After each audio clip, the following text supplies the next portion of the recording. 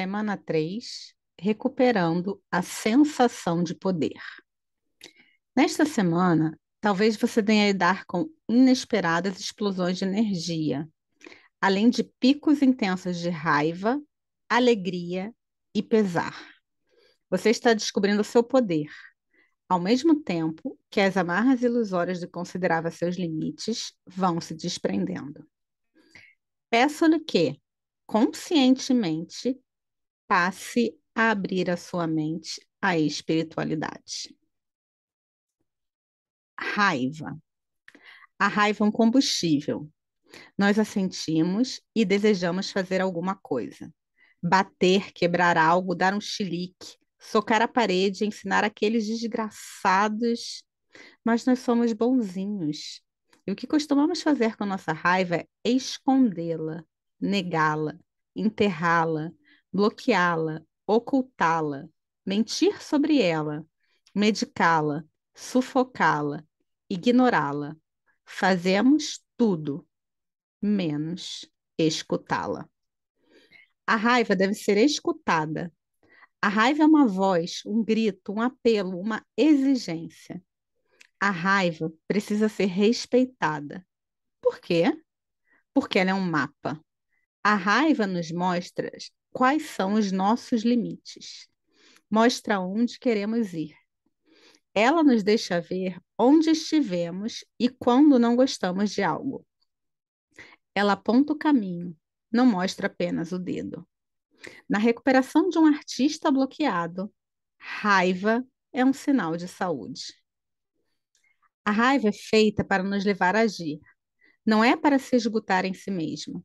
A raiva aponta a direção. Devemos usar a raiva como combustível para tomar atitudes necessárias para seguir naquela direção. Quando pensamos um pouco, em geral, conseguimos traduzir a mensagem que a raiva está nos transmitindo. Que diretor péssimo! Eu podia ter feito um filme melhor que você. Essa raiva diz: você quer fazer cinema e precisa aprender como. Eu não acredito. Eu tive essa ideia para uma peça há 3 anos, aí essa mulher vai e escreve exatamente a mesma coisa. Essa sua raiva diz: não fique deixando para depois. Ideias não levam a noites de estreia. Peças inteiras, sim. Comece agora a escrever. Ela está usando a minha estratégia incrível. Fui roubado. Sabia que eu deveria ter registrado meus direitos autorais sobre aquele material. Essa raiva diz: é hora de levar suas ideias a sério bastante para incrementá-las. Quando sentimos raiva, muitas vezes ficamos furiosos por sentirmos essa raiva. Porcaria de raiva. Elas nos diz que não podemos mais continuar levando a vida desse jeito. Ela nos diz que a nossa antiga vida está morrendo, que estamos renascendo e que o parto dói. A dor nos dá raiva. A raiva é a queimada que sinaliza a morte da nossa vida antiga. É o combustível que nos projeta para uma nova vida. É uma ferramenta e não um mestre. É feita para ser extraída e explorada. Usada da forma certa, ela é muito útil. A estagnação, a apatia e o desespero são inimigos. A raiva não. A raiva é nossa amiga. Não é uma amiga gentil nem boa, mas é muito, muito leal. Sempre avisa quando somos traídos. Sempre nos avisa quando nós mesmos nos traímos. Sempre avisa a hora de agir em nome dos nossos interesses. A raiva não é a ação em si, mas ela é o convite à ação. Sincronicidade. Ter nossas preces atendidas dá medo. Isso implica responsabilidade. Você pediu. Agora que você recebeu, o que você vai fazer com isso? Não é à toa que dizem: cuidado com aquilo que deseja, pois pode acabar virando realidade. Orações respondidas nos devolvem ao leme de nossa vida. E isso não é confortável. Achamos mais fácil aceitá-las como exemplo de sincronicidade. Uma mulher admite ter sufocado seu sonho de ser atriz.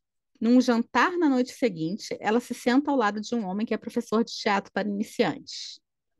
Um escritor reconhece seu desejo de estudar cinema.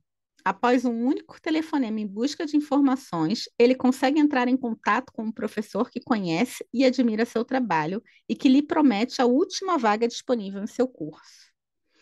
Uma mulher está pensando em voltar a estudar e, ao olhar sua correspondência, vê uma carta solicitando inscrições exatamente na instituição que ela gostaria de frequentar. Uma mulher está querendo descobrir onde pode alugar um filme raro que ela nunca viu. Ela encontra o vídeo numa livraria de seu bairro 2 dias depois. Um homem de negócios que vinha escrevendo secretamente há anos promete a si mesmo que irá pedir a avaliação de um escritor profissional para ver se tem algum talento. Na noite seguinte, jogando sinuca, ele encontra um escritor que se torna seu mentor e depois seu colaborador em vários livros de sucesso. Quando o homem dá um passo na direção de Deus, Deus dá mais passos em direção àquele homem do que o número de grãos de areia nos mundos do tempo. O trabalho da carruagem, Cabala. O universo irá recompensá-lo por assumir riscos em seu nome. Shakti Gawain. Pela minha experiência, temos muito mais medo de que Deus exista do que de que ele não exista. Incidentes como os descritos anteriormente acontecem conosco e, mesmo assim, nós os minimizamos como sendo pura coincidência. As pessoas falam de como seria terrível se Deus não existisse, e eu acho que isso é balela. A maioria fica bem mais confortável com a ideia de não estar sendo observada de perto. Se Deus, e não digo necessariamente o Deus cristão, e sim uma força onipotente e onisciente, não existe, então não temos que prestar satisfações, não é mesmo? Não há retribuição divina nem consolo divino. E se a experiência toda for uma droga paciência, o que é que você esperava? Essa questão das expectativas me interessa.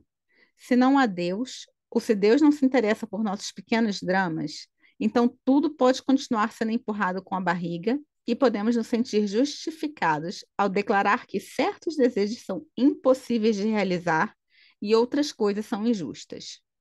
Se Deus, ou a falta de Deus, é responsável pelo estado das coisas no mundo, então fica mais fácil para nós sermos cínicos e nos resignarmos à apatia. Afinal, do que adianta? Para que tentar mudar as coisas? Adianta muito. Se há uma força criativa que realmente nos escuta e age para o nosso bem, então somos capazes de fazer muitas coisas. Ou seja, não há justificativa para inércia. Deus sabe que o céu é o limite. Qualquer pessoa honesta dirá que a possibilidade assusta muito mais que a impossibilidade, que a liberdade aterroriza mais que qualquer prisão.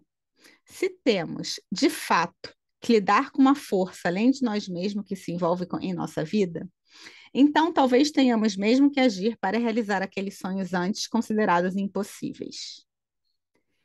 Dizem que a descoberta é um acaso encontrado em uma mente preparada. Albert Ernst George. Você já reparou com quem as coincidências acontecem? O acaso apenas favorece a mente preparada. Louis Pasteur.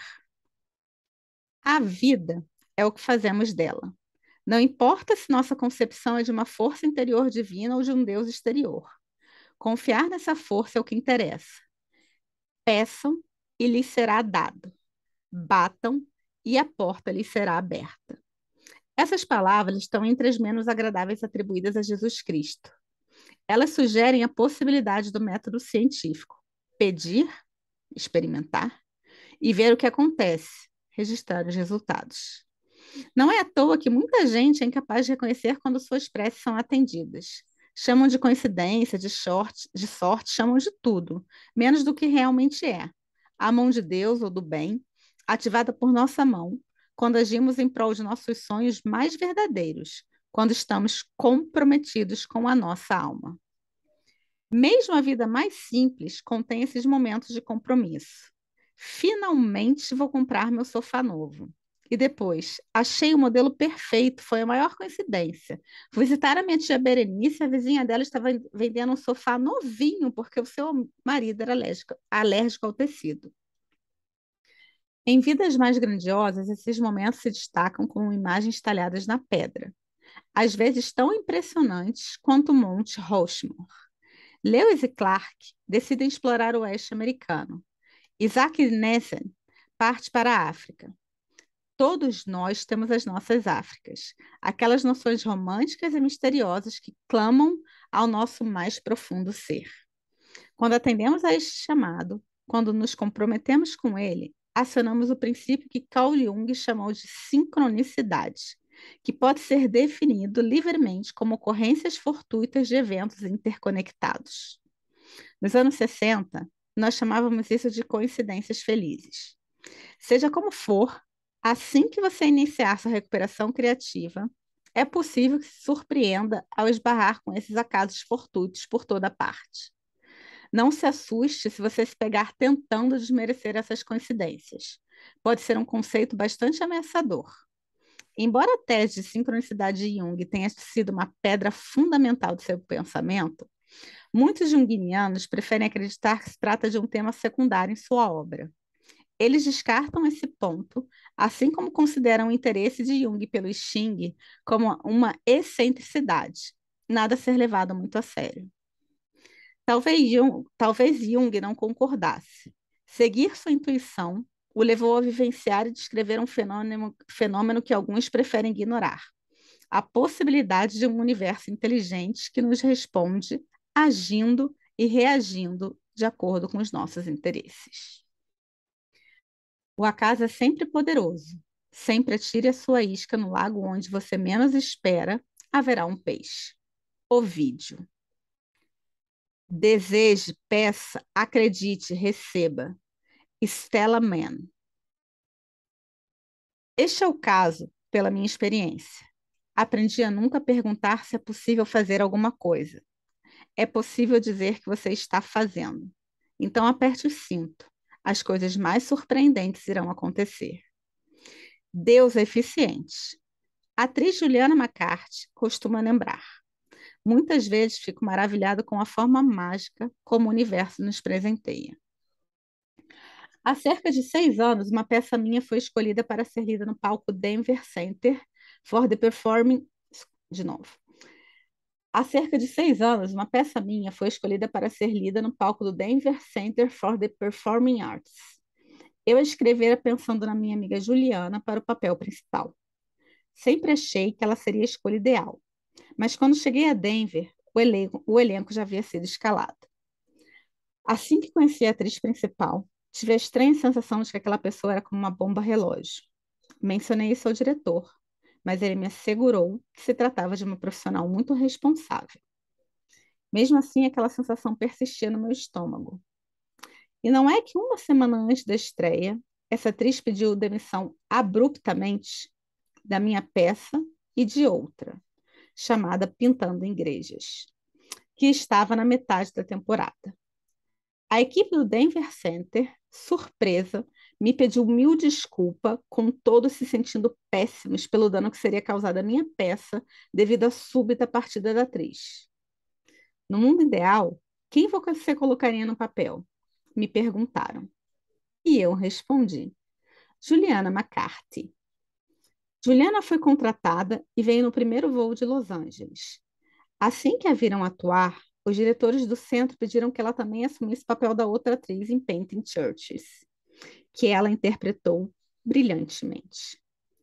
Deus está se exibindo. Falei rindo para Juliana, felicíssima por ela ter a chance de fazer a peça dela, finalmente.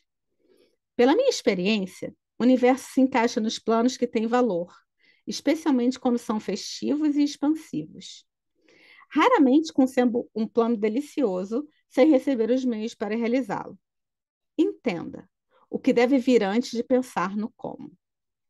Primeiro, escolha o que você gostaria de fazer. O como geralmente irá se alinhar.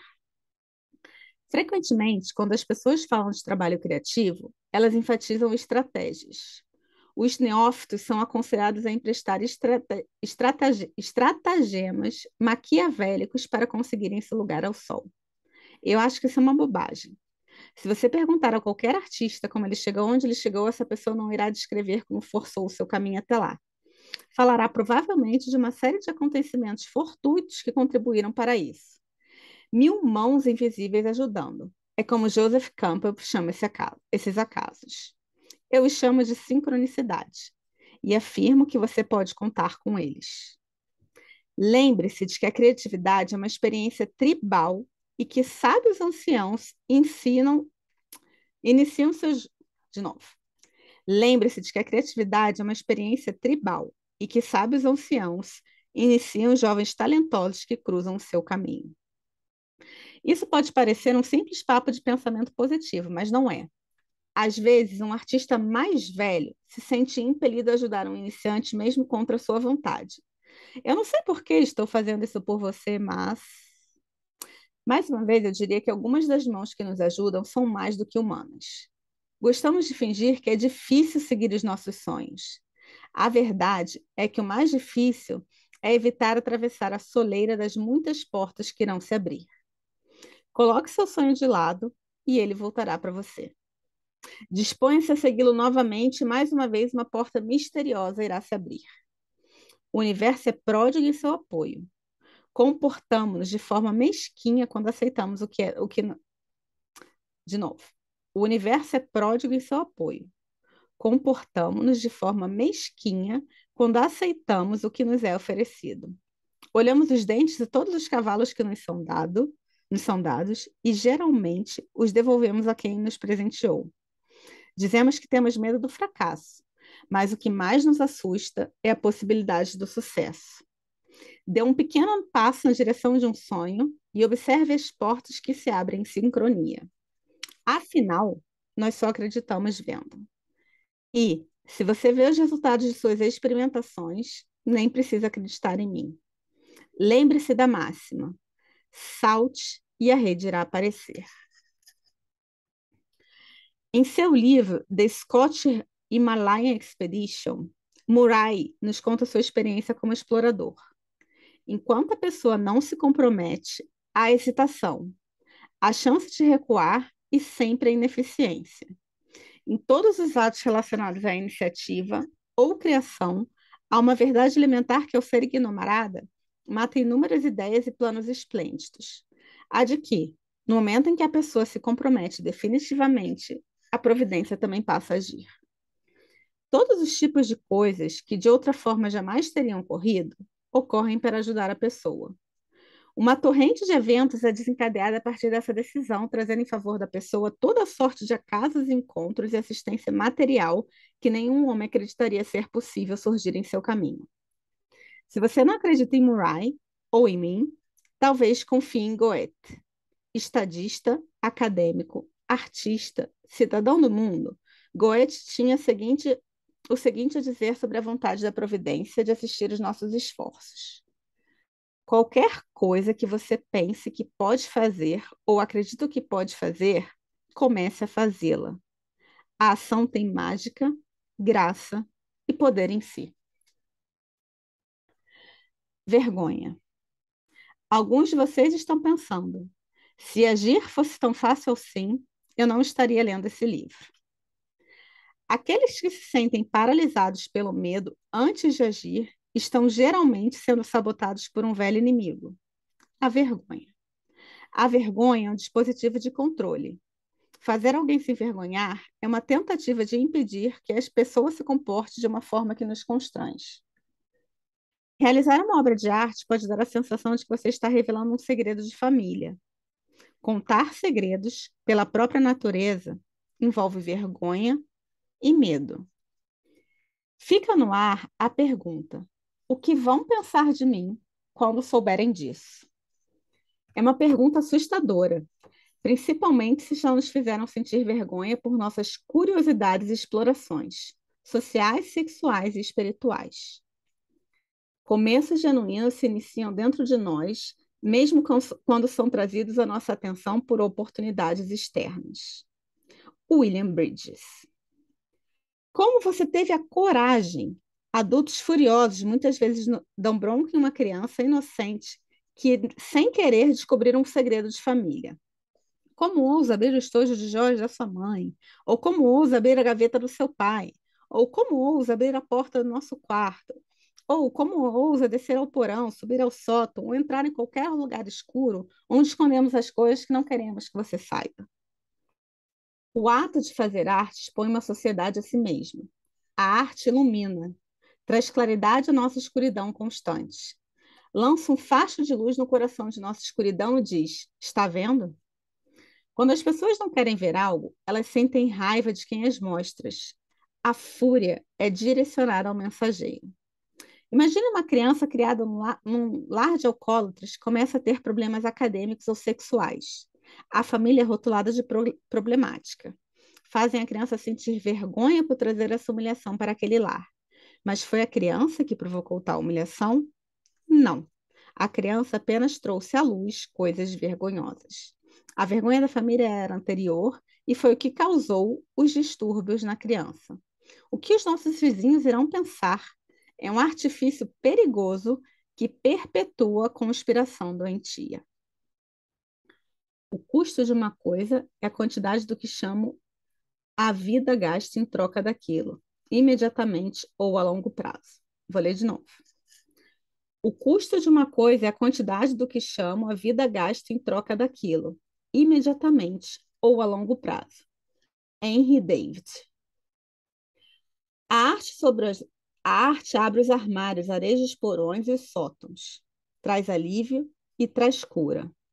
Mas, antes que uma ferida possa cicatrizar, ela precisa ser vista. E o ato de expor a ferida ao ar e à luz, o ato do artista, com frequência provoca uma reação de pessoas que pretendem envergonhá-lo. Críticas ruins são uma das principais fontes de vergonha para muitos artistas. A verdade é que muitas críticas realmente têm a intenção de envergonhar o artista. Que vergonha! Como você ousou criar essa péssima obra de arte? Para o artista que foi envergonhado na infância, por causa de alguma forma de carência, por causa de algum tipo de exploração ou de expectativa, o sentimento pode surgir antes mesmo de receber um empurrão de uma crítica humilhante. Se uma criança já ouviu algo que a fez se sentir tola por acreditar no próprio talento, o ato de realizar uma obra de arte do início ao fim pode ser repleto desse sentimento de vergonha interior. Muitos artistas principiam uma obra, avançam com facilidade e, quando estão perto do final, começam misteriosamente a acreditar que o trabalho não tem qualquer mérito, que não vale a pena o esforço. Para os terapeutas, esse desinteresse repentino não tem mesmo muita importância. É um dispositivo comum para as pessoas suportarem o sofrimento e protegerem as suas vulnerabilidades. Adultos criados em lares disfuncionais aprendem a usar esse recurso muito bem. Chamam isso de desapego, mas na verdade é uma forma de dormência e perda de sensações. Ah, ele esqueceu o meu aniversário, mas não tem importância nenhuma. Não é nada demais. Uma vida inteira com esse tipo de experiência, no qual a necessidade de reconhecimento é continuamente desonrada, ensina a criança que mostrar qualquer coisa que chame atenção para si é um ato perigoso. Arrastar o osso invisível até chegar em casa é como um artista em recuperação caracterizou a sua busca vã por uma conquista significativa o bastante para obter a aprovação da família. Não importava a importância ou o sucesso do que eu fazia, eles nunca pareciam notar, sempre achavam algo de errado. Se meu boletim vinha com a nota 10 em todas as matérias e apenas um 9, era essa nota que chamava atenção. É natural que uma criança artista tente chamar a atenção dos pais através de suas proezas, positivas ou negativas. Ao se deparar com indiferença ou fúria, esses jovens logo aprendem que nenhum osso será recebido com aprovação.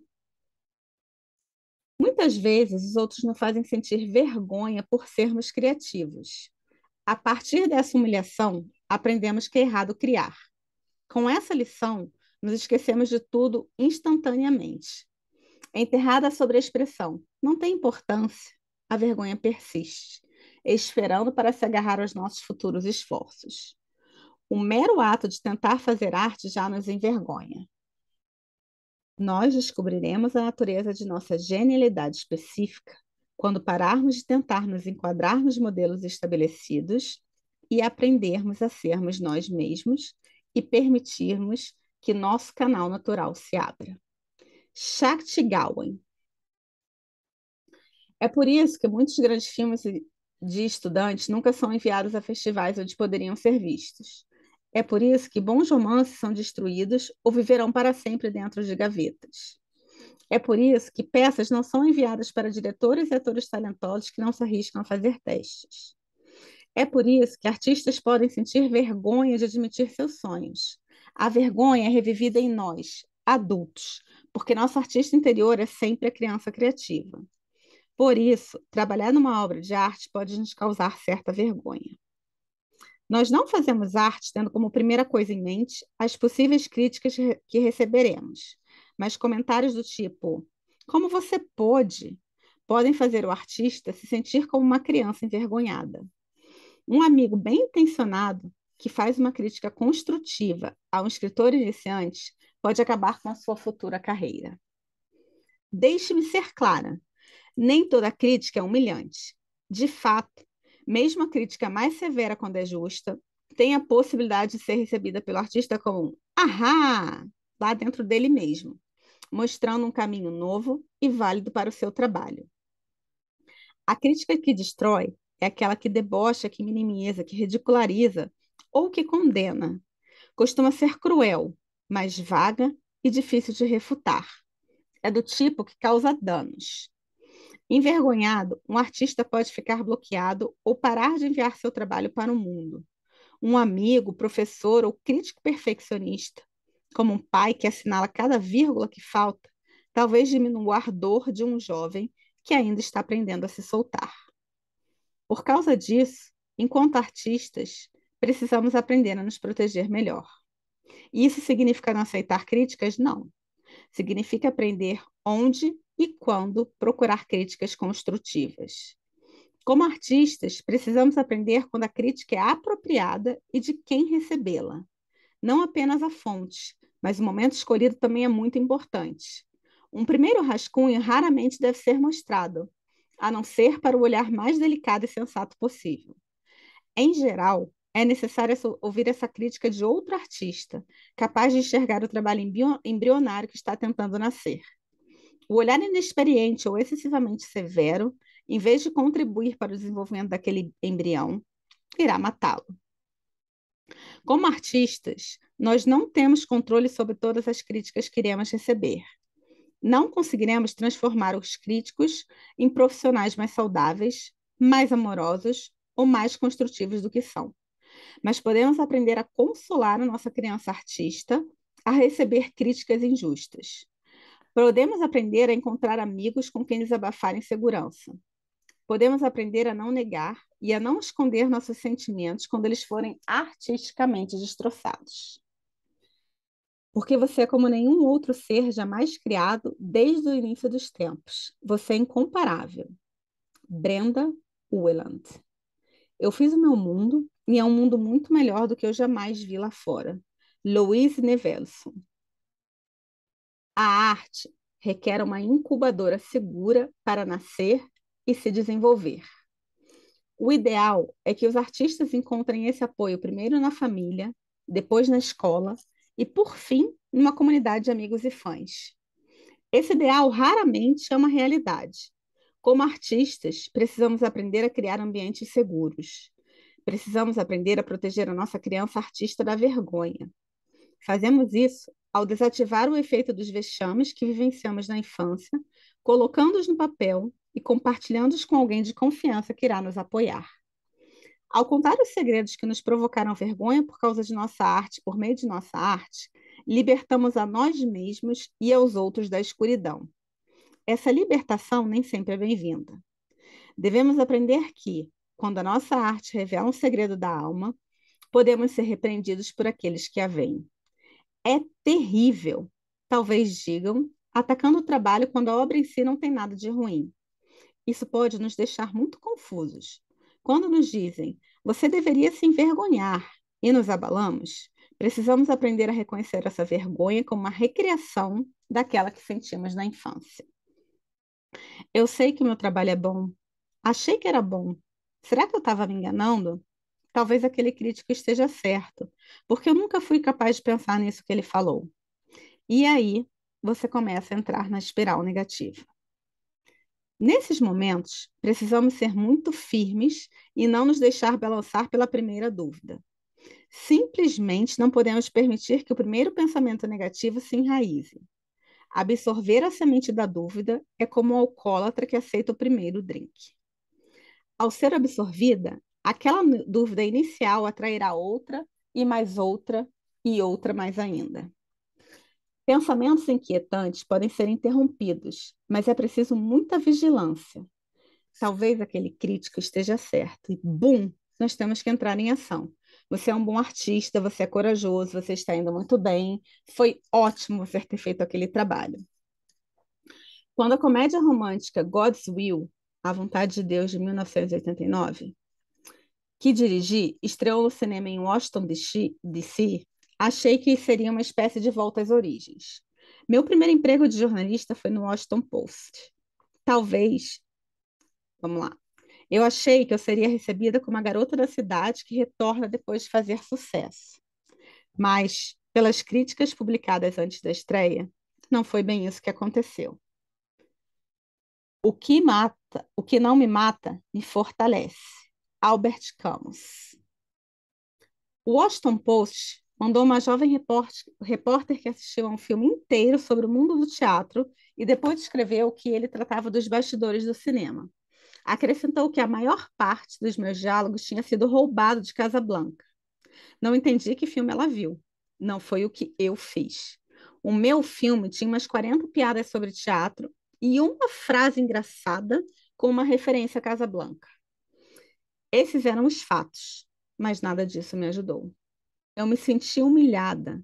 Eu quase quis morrer de tanta vergonha. Com os antídotos para a vergonha são amor próprio e autoelogio, eu fiz o seguinte. Fui caminhar no Rock Creek Park. Rezei. Fiz uma lista de elogios e de críticas positivas anteriores. Eu não disse a mim mesma, não tem importância. Mas eu disse ao meu eu artista, você vai superar. Então eu apareci na estreia. Teve muito mais sucesso de público do que de crítica. 3 meses depois, meu filme foi selecionado para um importante festival de cinema europeu. Eles me ofereceram passagem e estadia para exibir o meu filme. Eu hesitei. A vergonha causada pelo Washington Post tinha realizado. Vou ler de novo esse parágrafo. 3 meses depois, meu filme foi selecionado para um importante festival de cinema europeu. Eles me ofereceram passagem e estadia para eu exibir o meu próprio filme. E eu hesitei. A vergonha causada pelo Washington Post tinha realizado seu trabalho lento e venenoso.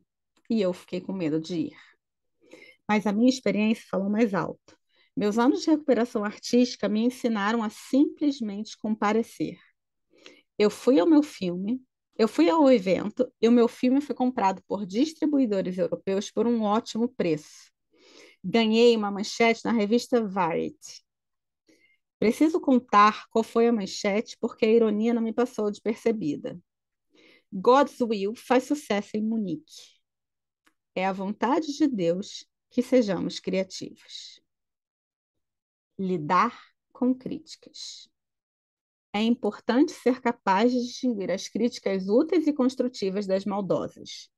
Muitas vezes precisamos fazer essa distinção apenas para nós mesmos, sem ter a chance de uma demonstração pública. E, como artistas, somos muito mais do que se pensa, capazes de perceber quando a crítica pode nos ajudar. Uma crítica específica e certeira muitas vezes dá ao artista um senso de alívio interior. Então era isso que estava errado. A crítica útil, no final das contas, nos fornece a peça que faltava ao quebra-cabeça da nossa obra.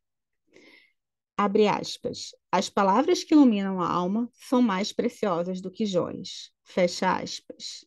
Hazrat Inayak Khan. Abre aspas.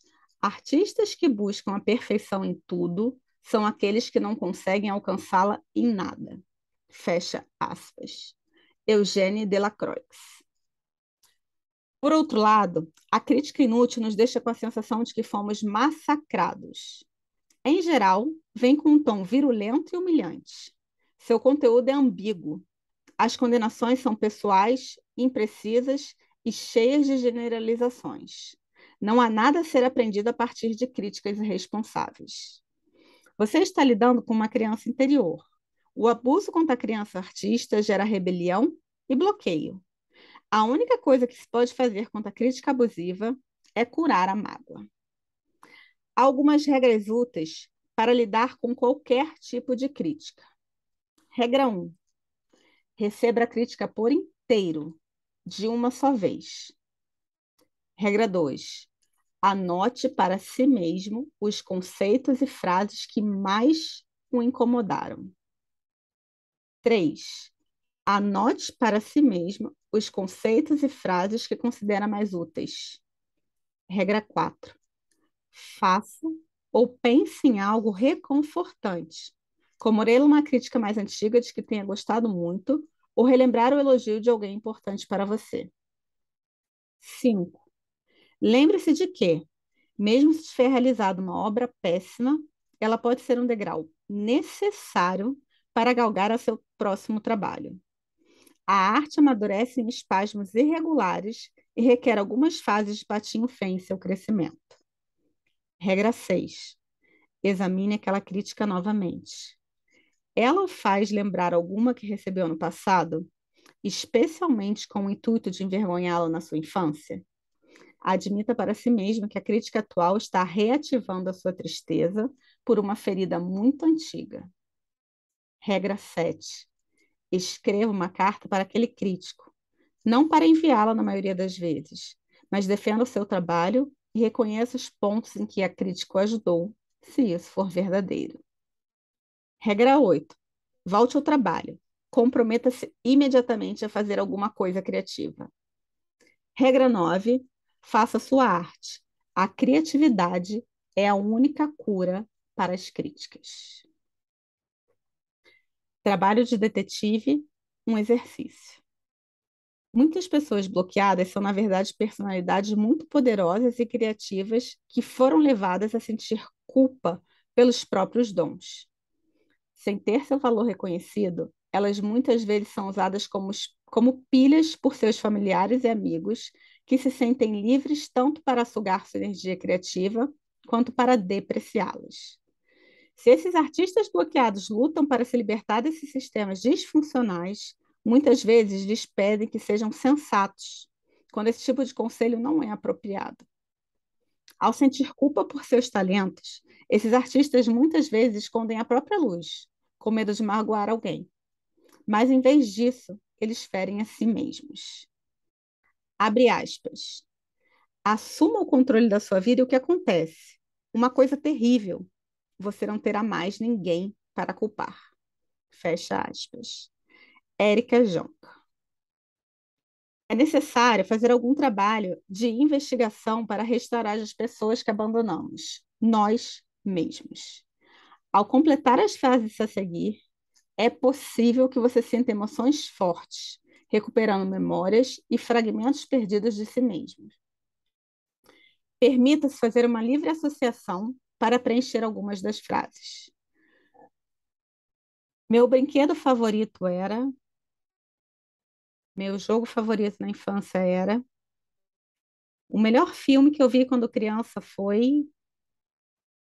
Eu não faço muito isso, mas eu adoro.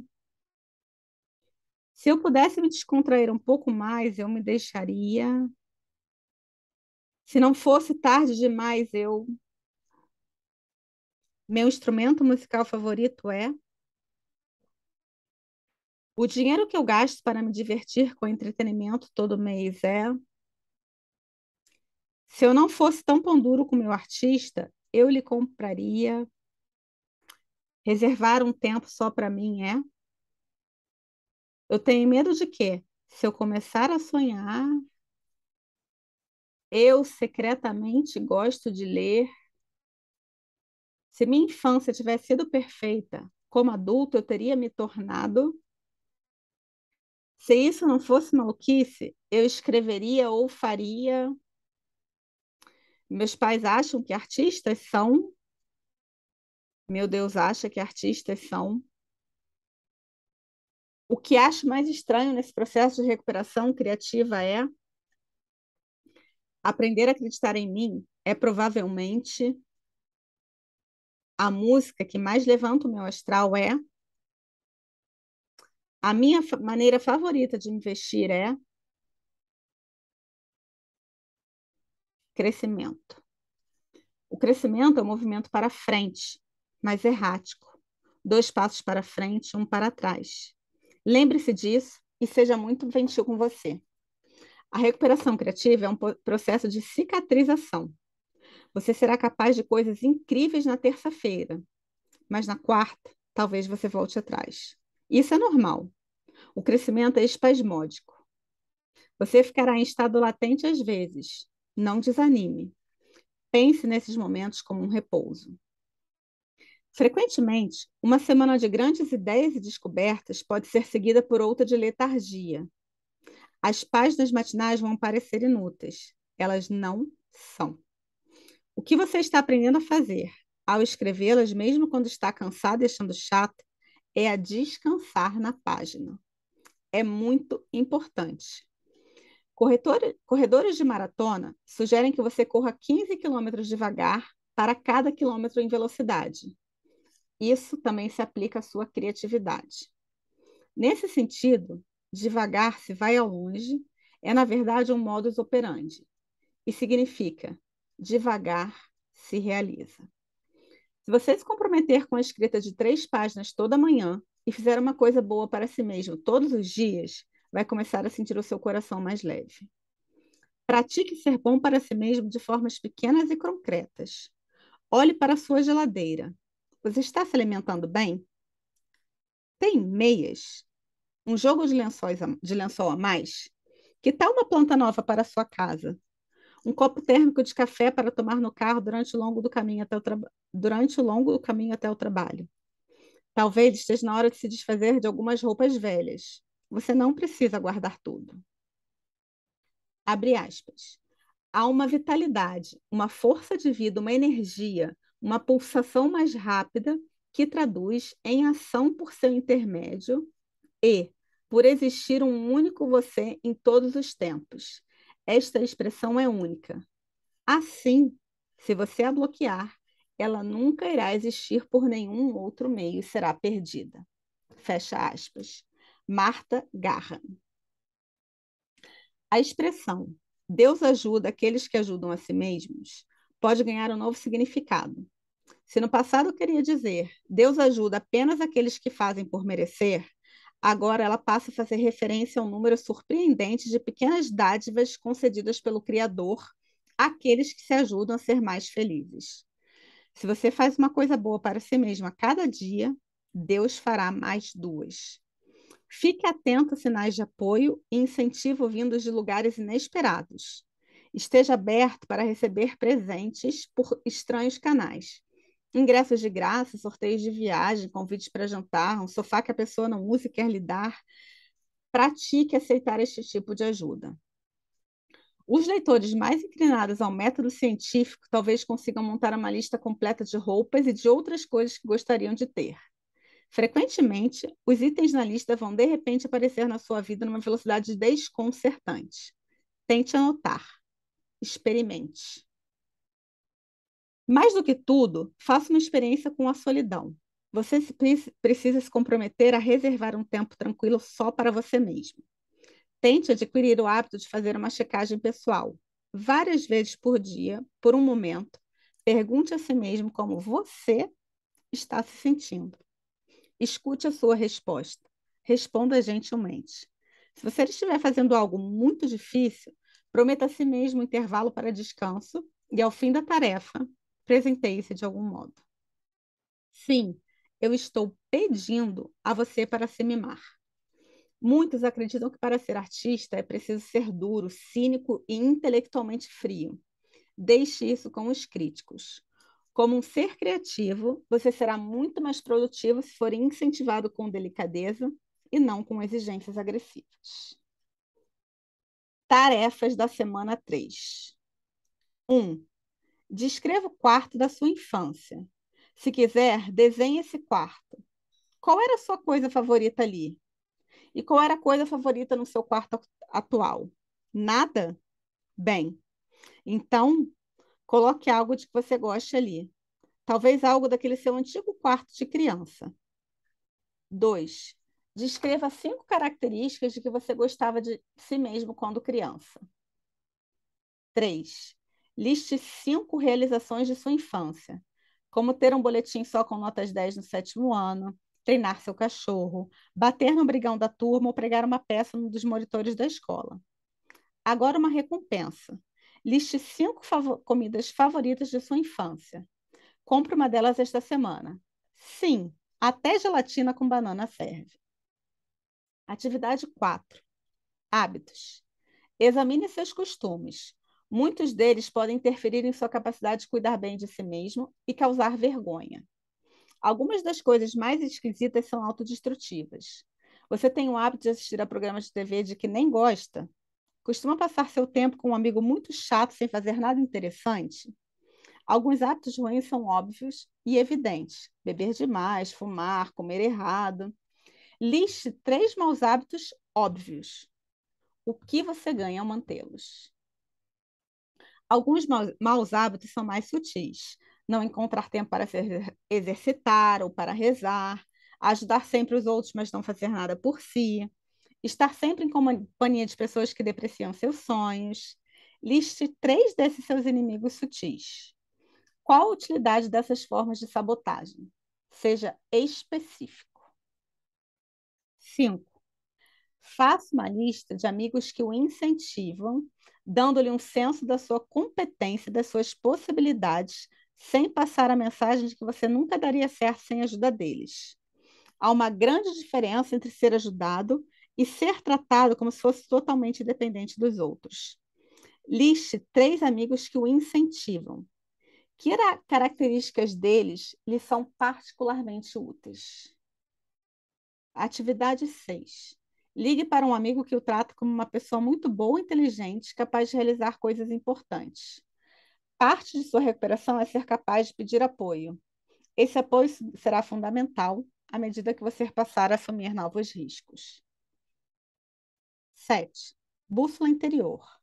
Cada um de nós tem uma bússola interna. É um instinto que nos aponta a direção da saúde.